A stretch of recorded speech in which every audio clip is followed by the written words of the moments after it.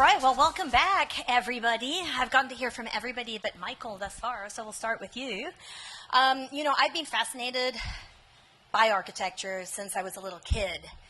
We talked a little bit about this last night, that I had the privilege in some ways of growing up in Europe and spending time around some really extraordinary spaces.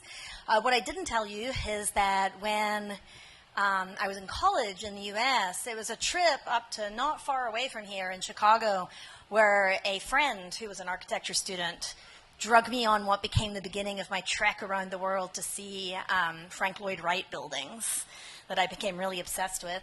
And my film team was filming in Detroit this past year, and as I mentioned to Michael, actually stayed at the Detroit Foundation Hotel. So I was really excited to meet Michael, having seen some of the work and the kind of respect of bringing the modern and the traditional together in that space where you feel the grandeur of the space that was invested when it was a fire company. We don't build fire companies like that today, right? But you also feel the sense of not just modernity, but a sense of renewal and rebirth of the space. I think that's what really struck me the most and how it's fostering community in that part of town today. So I'd love to kick off with you and go back to the spark moment for you that made you pick architecture, like why? And then how do you pick the kind of projects that you work on today? Thank you. I'm assuming this is on. You can all hear me? Higher. Okay. The spark, I honestly wanted to be an architect since I was 7. I started drawing when I was 3. I'd do portraits of anyone who came to our house, and my mother was an artist, my father was a developer, so it kind of was a good fit. And, you don't really know what architecture is. You just say you want to be one, and then you got to go through college and math and all that stuff, and differential equations. But anyway, you endure. When I graduated from high school, I grew up here. I left. I went to Israel for a year, took a year off between high school and college, and went and lived on a kibbutz and traveled and worked on archaeological digs and rode camels across the Sinai, all sorts of fun stuff. And then I came back and went to Michigan. And then I left Michigan, went to New Haven, Connecticut, and studied history of architecture and modern history at Yale, and worked for Caesar Pelli, who was the chair at architecture at Yale for 2 years. Then I left there and went to LA and went to SCIARC, Southern California Institute of Architecture, where, and while I was in school there, I worked for Frank Gehry. I worked for Richard Meyer on the Getty Museum. I worked for one of my professors, Tom Main, for 2 years, and Morphosis, and worked for a lot of really great architects on projects all over the world. And then the riots happened in LA, and it was an interesting moment because I still, in the back of my mind, remember the riots here in Detroit. I was 5 years old. And so then to have that happen, and this sort of realization that here I was, most of the architects I knew, working on projects all over the world, all over the country, and yet here's the city, erupting, and most of us weren't actually doing work there.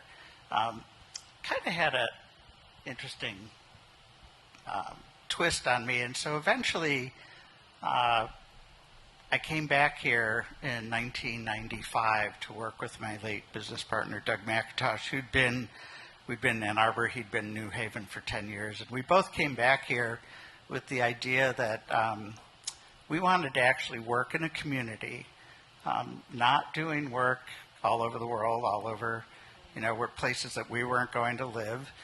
We thought, there's enough architects in New York and Chicago and LA, and, those cities were baked, they were done, they were out of the oven. I mean, you could do little projects and have an impact. I'm little, sorry. Detroit really, was like Berlin after the war. This is 1994, 1995. It was at the moment that people were saying, last one out, turn off the lights. So we thought we could, and we were 32 years old, so we thought we could actually make a difference here.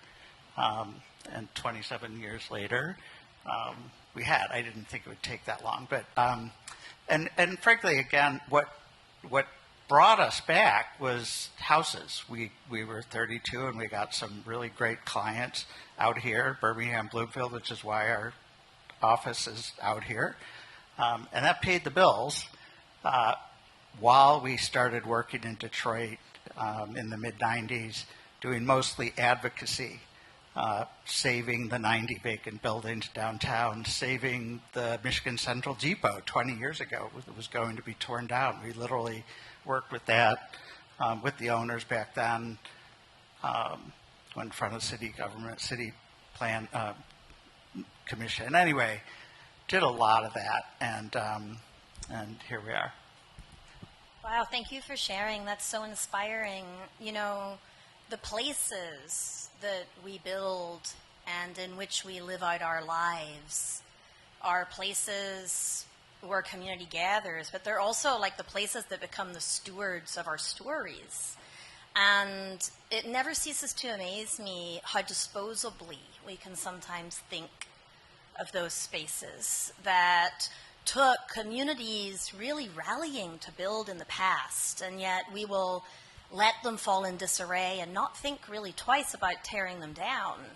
So it sounds like a lot of your work has evolved around this sort of idea of stewardship, you know, of like being a place that curates what's being given to us from the past so that it can be stewarded for the future and live alongside developments like the Olympic Park one that you're working on in Chicago. So do you just want to say a little bit about that in terms of like how architecture is, you know, the secret that nobody I think knows here, including Lynn, is that I was an undergraduate engineering student for 3 years before I turned to the humanities. So I took a lot of design classes, and we always said, you know, design is functionality meets aesthetics. But I think that aesthetic part is a really important part of what turns into products and what turns into buildings, right? And yet it's not something that's practical. It's something that appeals to something else in us. And every architect I've ever met is far more interested than purely functionality in terms of the spaces that people live in. Like, what does that look like for you? Like, what drives you in this field? Well, it's changed over time. When we came back here, you know, yes, design is important, but Detroit has been a special situation. We used to say it was the first to grow and the first to go. Wow. You know, I mean, early 20th century, it was the Silicon Valley. You know, there was so much money being generated here, and the buildings downtown show that. But, you know, for the last 70 years, it's been on the decline since the 50s. And, you know, and so, you know, it was sort of like, well, okay, as the first to go, what can we do about this? So we thought, well, this is an interesting predicament, right? So, so rather than design, our design became advocacy. It became and mostly, frankly, on a financial basis, not design. So like Park Avenue, for instance, back then, the stadiums, they wanted to tear down all the buildings on Park Avenue. Well, we did a Park Avenue plan, went in front of the city and said, well, okay, if you tear those down, build parking lots, you'll create 10 jobs. You know, it'll cost this much, and this will be your return over this many years. And then we were working with an urban designer. Then we did a pro forma for, well, if you renovate these buildings, you get historic tax credits, and you get brownfield tax credits, and you invest this much, it'll create this many jobs, and you'll create, 500 housing units and all this stuff. And so it was, and back then nobody in Detroit really knew what historic tax credits were, or nobody was taking advantage of them.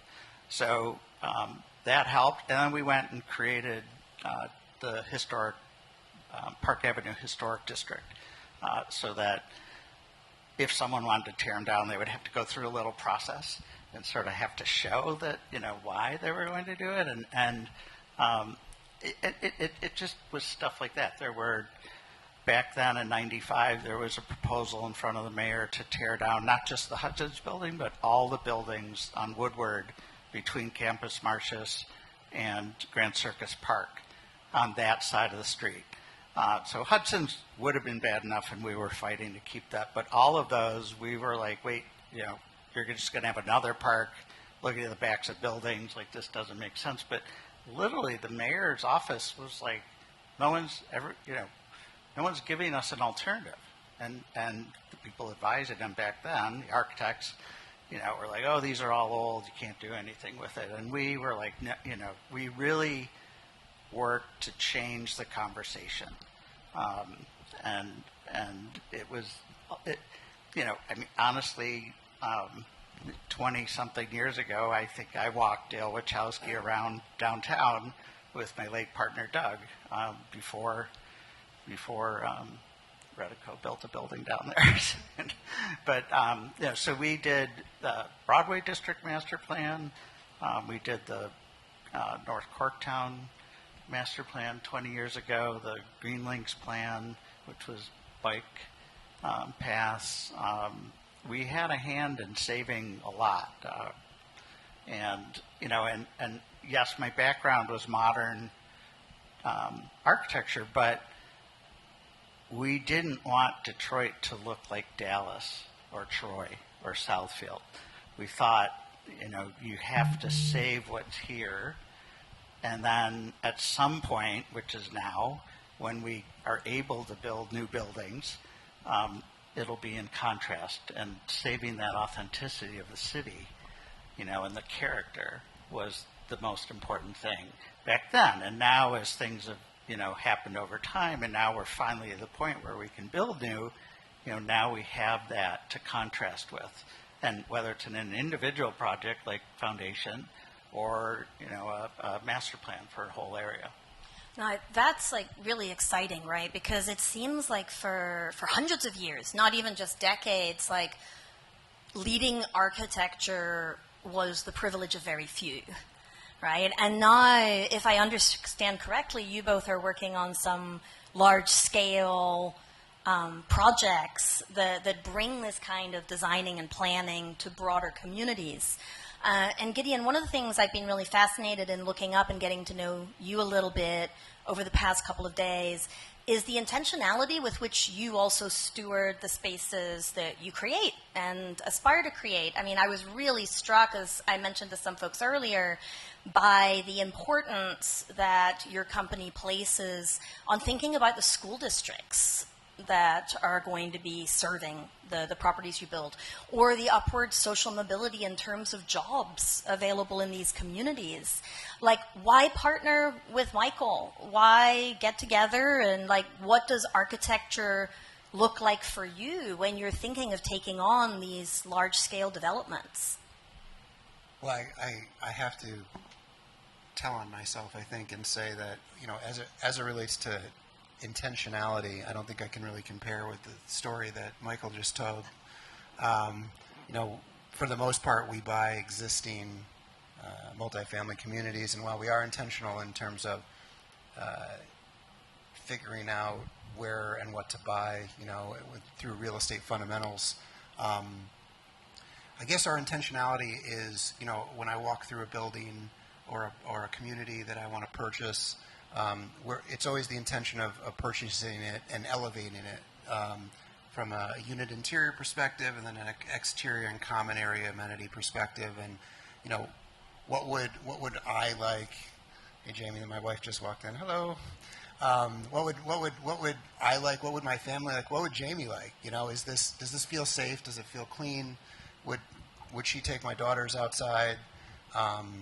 And if it doesn't, how do I elevate? How do we invest dollars to do that? And I've had the opportunity to work with Michael on some of our projects where, I know that the project needs to be elevated, and I have an idea of what I want, but I don't know how to turn that into a reality, into a functional reality. And so Michael and his team have been able to do that for us successfully with all of their talents and resources. And now we are going to be working together on another project, which isn't big. It's actually a nice little. It's a cute little adaptive reuse of an old school in Grosse Pointe that we're going to turn into a handful of apartments. And I'm really excited about that because, for me, I don't know if anybody has this in common with me, but I can be doing well over here, but then I see somebody out doing something completely different and I feel jealous or like I'm missing out on something. The grass is greener because this guy builds apartments instead of redoing them like I do. Or even though I've got 7,000 apartments here, this guy's turning an old building into a really cool 30-unit complex that's urban and chic and just awesome in my mind. And so being able to work with Michael's team on this new project is kind of satiating that a bit for me. That's so exciting, too. I mean, it's funny, too. I mean, I think everybody feels that in every industry. We have to remind ourselves every day it's not a zero-sum game. It's just not. The pie's not limited. And FOMO might feel like a real thing, but, you can just make other things that are equally cool. Usually the person who's on the other side from you is looking at you in the same way. It's all a question of perspective. For folks here who want to be more intentional about their partnerships for thinking about creating spaces. I love what you said about, is this a place I would want my daughter to be outside in? That's something that I've had a lot of conversations over the years with friends who are in real estate development, in no small part because it's easy to forget that what people see around the spaces they live in becomes the low-hanging fruit for what they believe is possible, right, in terms of their own lives. And there are so many ways to end cycles of poverty, even, by moving families to spaces where you would want your daughter to be outside, where she will be able to think about not only higher education if she wants to, but finding a company. And these are things that anybody who has children in this room or who's mentoring young people, this is happening automatically, but it's not always happening in the spaces where we're developing projects, right? What are some of your tips, maybe your top tips to anybody here who wants to think more about that in their deals moving forward? What would you advise them? Well, that's a great question, and I could give my own spin on it, but I feel like this guy over here might have a good I'm going answer. to him next. You're Don't going worry. to him next? Yeah. Are you sure? All right, because the community he's building sounds right up in his alley. That's You're not allowed to have FOMO. Right. You have to answer the question. So I would say that. Can you repeat the question? No. Yeah, what's your tips? What's your tips for getting in this game of adopting that mindset? Well, I think that for us, a competitive advantage from a business model perspective in our communities is focusing on the resident experience and the community, right? So not all communities are created equally, and some are in different locations than others with different socioeconomic overlays or backdrops. So what we've tried to do, actually with Lynn's help, has been to create additional services to build community around our communities and within our communities. So, for example, if it's I mentioned earlier, I think, if it's maybe a lower socioeconomic demographic, we're bringing free telehealth and free tutoring into the communities where might be underserved from a medical perspective, insurance perspective, as well as educational perspective. And we are part of a network that for a low dollar amount that we bear, the community bears, we're able to provide these services free to our residents. So that's one way that we are able to do it intentionally. If you walk up the economic ladder a bit, it's sometimes more about building community and spaces and collaboration and connection. So phone apps that connect people to their neighbors, that connect people to local businesses through discounts and event targeting, as well as a marketplace maybe for folks who have a business that they want to promote on the side. These are also things that we're employing throughout our communities in order to be intentional about the experience that people are having when they live there. That's awesome. You know, for anybody who's interested in getting that game, obviously speak to Gideon, and to anybody who's deploying those kinds of services. One of my mentors in a more sort of finance perspective, Bo Hartman, shout out to Bo. He's based in Austin. If you don't know him already, you should.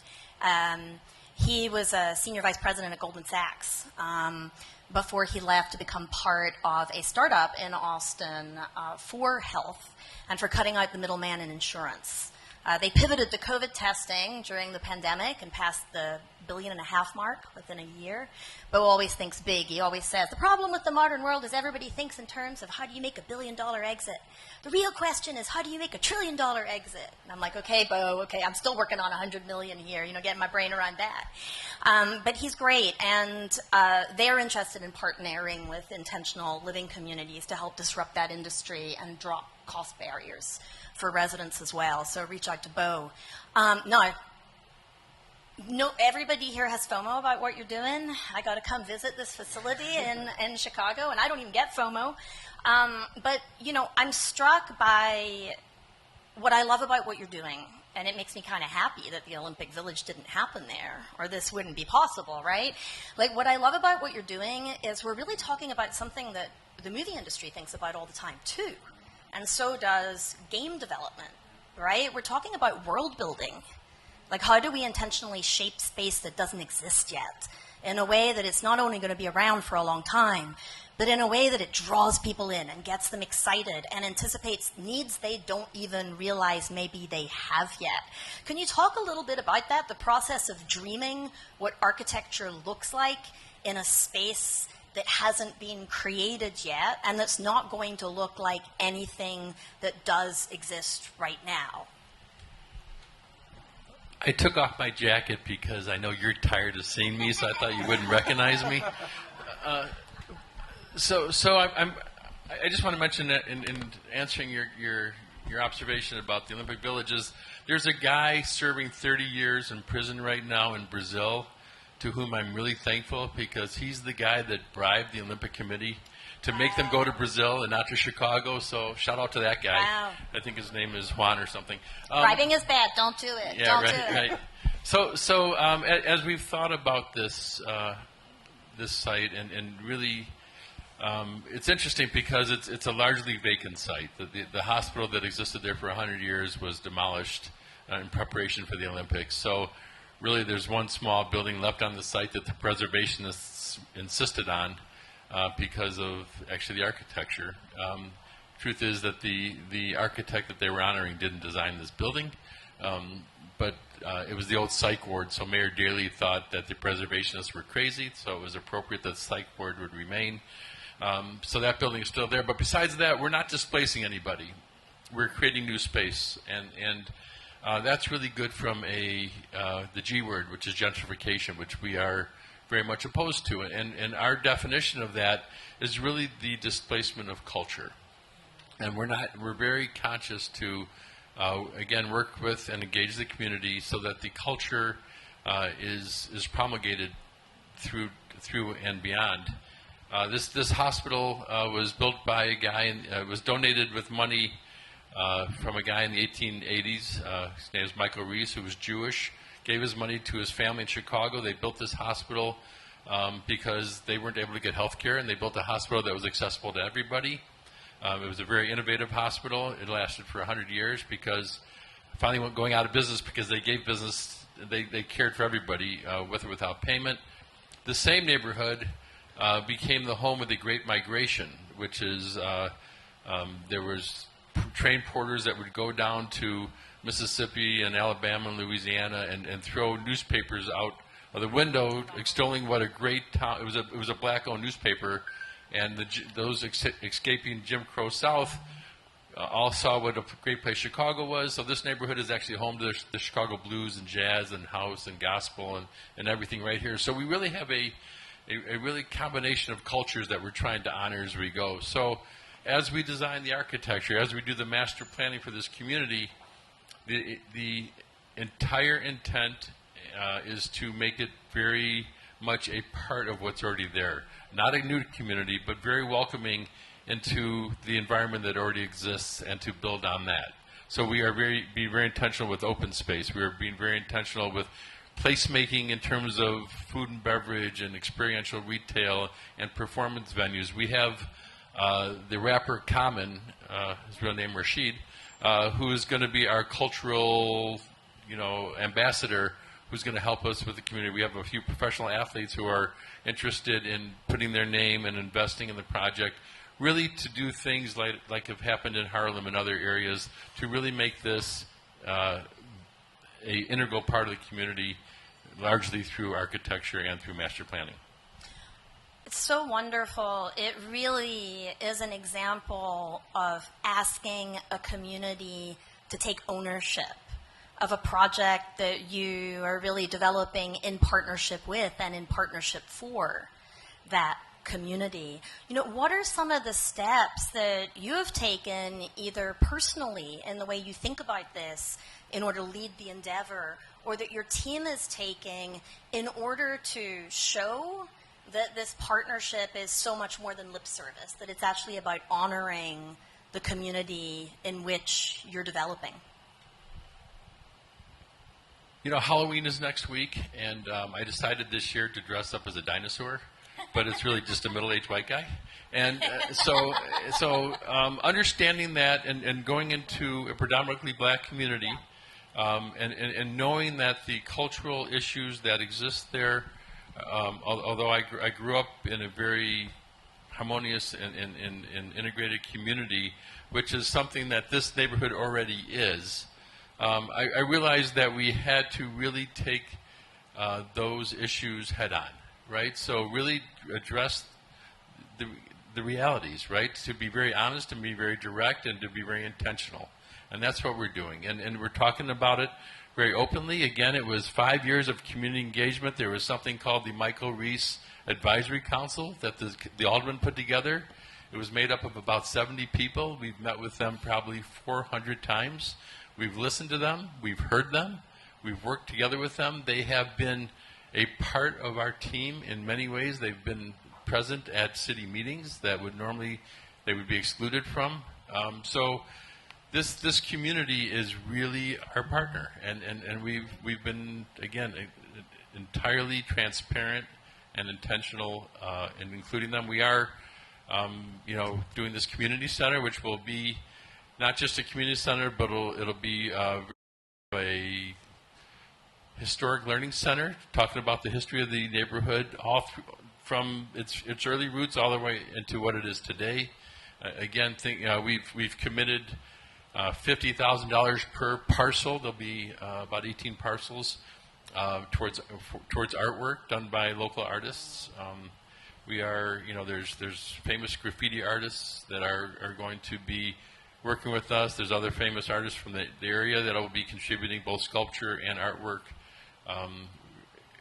It's hours of conversation, even right now, to go through everything we're doing to make sure that the architecture, the master plan, and all those elements are very much community engaged. Props. It's almost like integrity is worth it, even if it takes a little longer, which I think I read in some of your work too. Yeah, no, we live in this space today where, especially for young people, as we're talking about, the world has become one of immediacy. And when we all think we're immune of it, many of us are logging into our phones today, right? Myself included, staying up to date with things, reaching out to folks. We expect our deliveries tomorrow from Amazon or from FedEx, or as I found out from my father during the pandemic, he called me every day because his wine delivery didn't arrive, but there was a FedEx truck driving past the house, and he couldn't understand why it wasn't his FedEx truck. I had to explain to him that it was a global pandemic, and he said, I'm never ordering anything online ever again. There's something bad, right, about the idea that we have to have everything quick, everything fast, everything now. I'm really inspired by the time that you're all taking to invest into thinking through your projects and to working with communities. It makes me want to think of that more when I worry about stewarding people's stories, frankly. I think those are other spaces we build. So just to close us out, like something I like to ask people I admire a lot. I didn't plan on doing this, but it does turn out I do admire the three of you a lot from your contributions you've made today and in getting to know you. I like to ask people I admire, what's your sort of one tip? You know, the one thing you wish you'd known sooner to do better, the one thing you wish you could just help other people learn without them having to fall flat on their faces and learn that lesson themselves. What's your one tip so that we can all get a leg up on being as thoughtful and intentional in the work that we do? No pressure. Who wants to go first? My tip is to listen to these guys. You're the youngest. I'm the youngest, therefore have the least wisdom, so I'll go first. I would say be vulnerable and be willing to ask for help, and to be able to admit in a meeting, in a room, that I don't know what you guys are talking about. I don't know what that word means. Can you help me with this? I think that a good part of my early career, I didn't want to admit that I didn't know everything, and I probably could have gotten farther quicker if I had asked for help. That's great advice. Duly noted. How about you, Michael? The wisdom you've gleaned from decades of studying and being in love with architecture. Oh, God.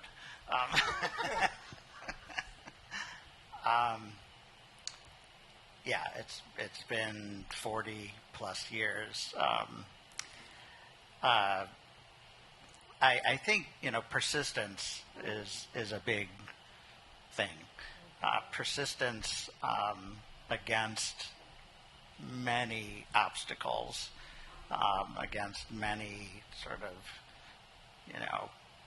misfires, against, multiple, just constant. I think persistence is really a big, important thing. Just don't give up on your dream. Don't give up on, what you want to do just because someone tells you, oh, you'll never make money in that, or you'll never do this, or just, I think persistent, or gee, you're failing this course, or, you don't want to get through differential 3, calculus. Persistence got me through all of those things, no matter how hard it was. I'd look around and think, well, all these other people are doing it. I must be able to get through it. Yeah, persistence. Wise advice, too. You get to round us out, Scott. Well, I was right to say that you should listen to these two guys' advice. I do have a sign behind my desk on the wall that just says "keep going," and so that is the persistent piece. But what I would have said about my number one piece of advice was establish relationships on all levels, whether it's partners, whether it's employees, whether it's vendors, whether it's contractors, whether it's certainly financial partners, lenders, everywhere across the spectrum. Good relationships are what gets you through the good times and the bad times. Well, please join me in thanking and giving a hand to these three wise men for sharing in your expertise and for helping us think about how we can steward our communities, our investments, and the stories of the people that you're investing in. So thank you.